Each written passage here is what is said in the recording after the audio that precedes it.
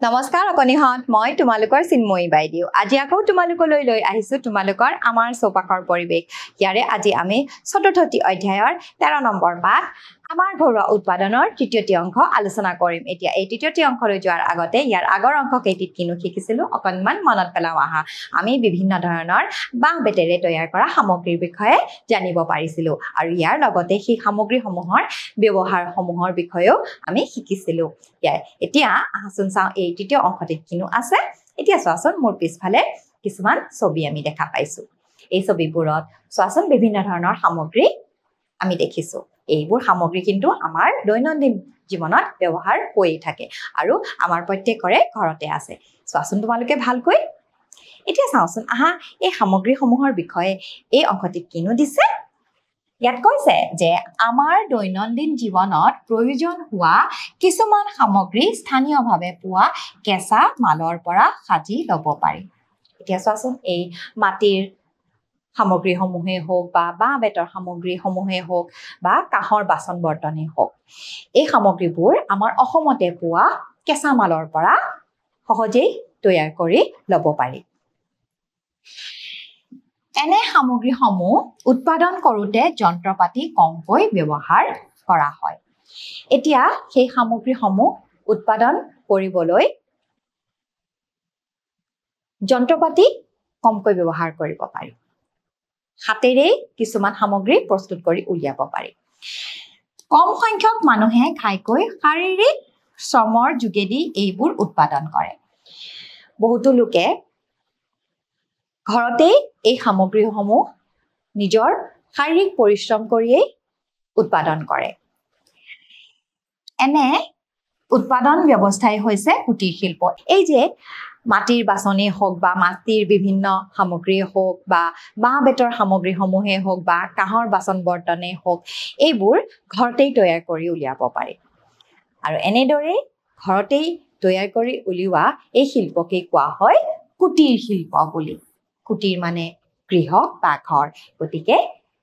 ঘৰতে তৈয়াৰ কৰা এই শিল্পবোৰেই হ'ল কুটিৰ শিল্প আহাচোন চাওঁ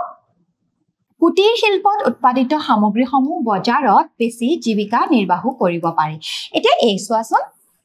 মাটিৰে বিভিন্ন ধৰণৰ সামগ্ৰী প্ৰস্তুত কৰি আছে ইয়াৰ লগতে এয়া চোৱাচোন কাঁহৰ বাচন বৰ্তন প্ৰস্তুত কৰিছে বাঁহ বেতৰ সামগ্ৰীসমূহ আৰু এয়া হৈছে জাপি এনেদৰে প্ৰস্তুত কৰি আছে আৰু এইবোৰ প্ৰস্তুত কৰি যেতিয়া বজাৰত বিক্ৰী কৰা হয় তেতিয়া টকা পইচা উপাৰ্জন কৰিব পৰা যায় আৰু তেনেদৰে টকা পইচা উপাৰ্জনেৰে নিজৰ জীৱিকা নিৰ্বাহো কৰিব পাৰি গতিকে বহু লোকে এনেদৰে উপাৰ্জন কৰি নিজৰ জীৱিকা নিৰ্বাহ কৰে ইয়াৰ পিছলৈ যাওঁচোন আহা ইয়াত কৈছে যে পাট মুগা এৰী কাপোৰৰ বয়ন শিল্প মৃৎ শিল্প কাঁহ পিতলৰ শিল্প মৰাপাটৰ শিল্প বাঁহ বেতৰ শিল্প আদি অসমৰ কিছুমান উল্লেখযোগ্য কুটিৰ শিল্পৰ উদাহৰণ এতিয়া অসমত কিছুমান কুটিৰ শিল্পৰ উদাহৰণ ইয়াত দিয়া আছে পাট মুগা এৰী কাপোৰৰ বয়ন শিল্প পাট মুগাৰ পৰা যেনেদৰে কাপোৰ বৈ উলিওৱা হয় সেয়ে হৈছে আমাৰ বয়ন শিল্প লগতে মৃৎ শিল্প য'ত মাটিৰে বিভিন্ন ধৰণৰ সামগ্ৰী প্ৰস্তুত কৰা হয় কাঁহ পিতলৰ শিল্প হৈছে কাঁহৰ বাচন বৰ্তন তৈয়াৰ কৰা হয় আৰু লগতে মৰাপাটৰ শিল্প য'ত মৰাপাটৰ খেতি কৰি মৰাপাটৰ বিভিন্ন ধৰণৰ সামগ্ৰী প্ৰস্তুত কৰা হয় বাঁহ বেতৰ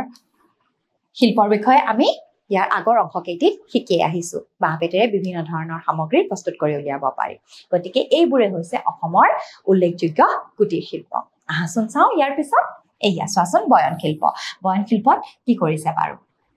নিজেই সূতা কাটিছে তাঁত লগাইছে দেখিছানে আৰু এনেদৰে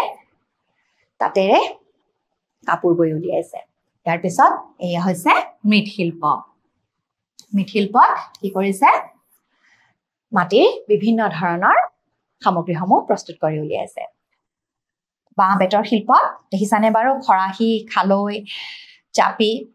এনেদৰে প্ৰস্তুত কৰি উলিয়াইছে আৰু এয়া হৈছে কাঁহ পিতলৰ শিল্প য'ত কাঁহৰ বিভিন্ন ধৰণৰ সামগ্ৰী এনেদৰে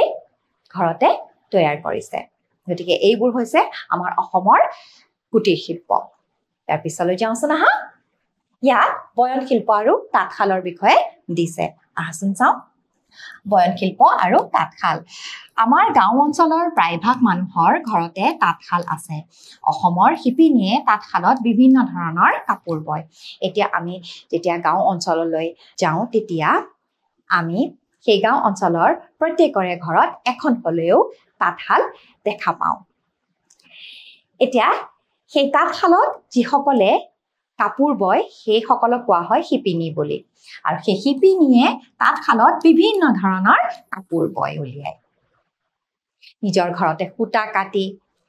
তাঁত লগাই কাপোৰ বয় উলিয়ায় আৰু ঘৰতে ব্যৱহাৰ কৰে আৰু কিছুমানে সেই কাপোৰসমূহ বিক্ৰী কৰি ধন টকা পইচা উপাৰ্জন কৰে অসমৰ শিপিনীয়ে বোৱা এৰী মুগা আৰু পাট কাপোৰ দেশে বিদেশে সমাদৰ পাইছে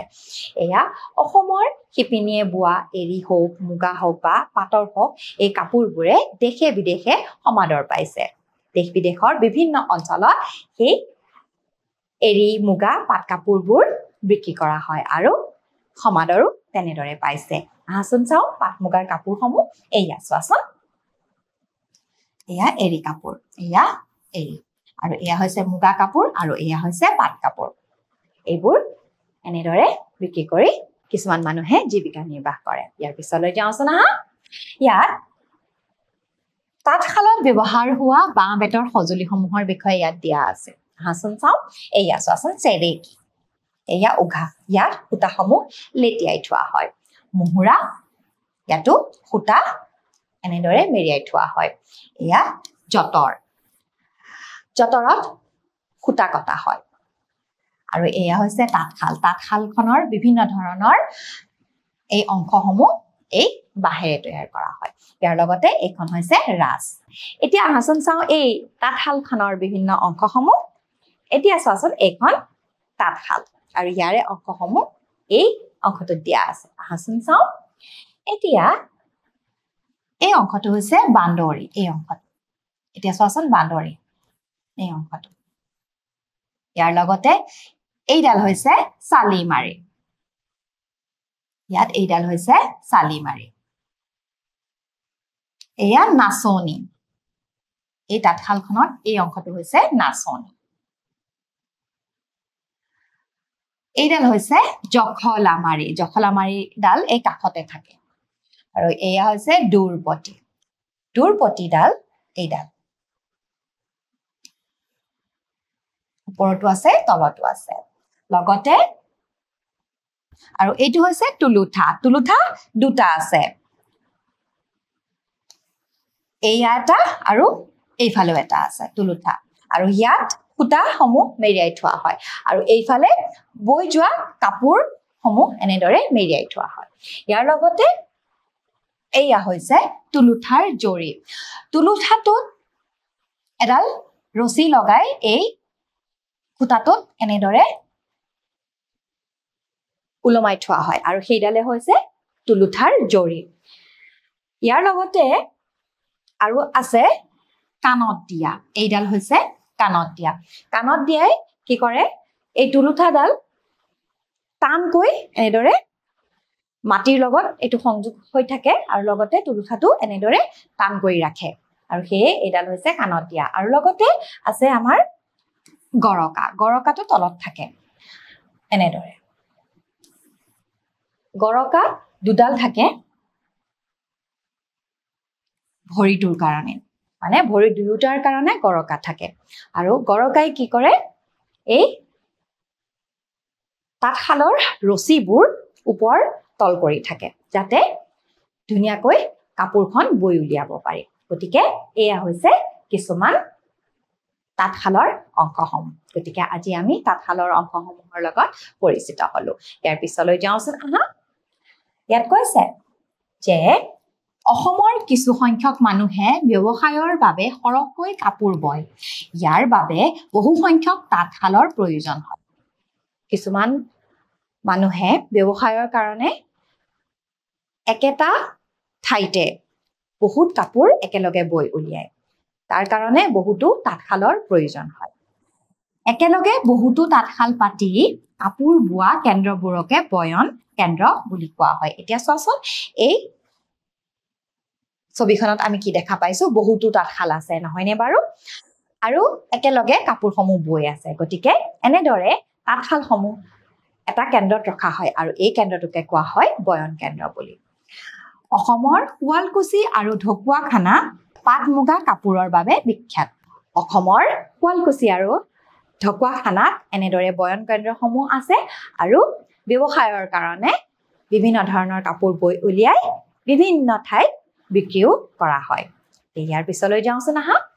কিছুমান প্ৰশ্নৰ উত্তৰ কৰো ইয়াত কৈছে যে যিকোনো এটা কুটিৰ শিল্পৰ নাম লিখা আমি এই অংশটিত বিভিন্ন ধৰণৰ কুটিৰ শিল্প পাইছিলো তাৰে মই এটা লিখো তোমালোকে এটা লিখাচোন বাৰু মই লিখিছো মৃৎশিল্প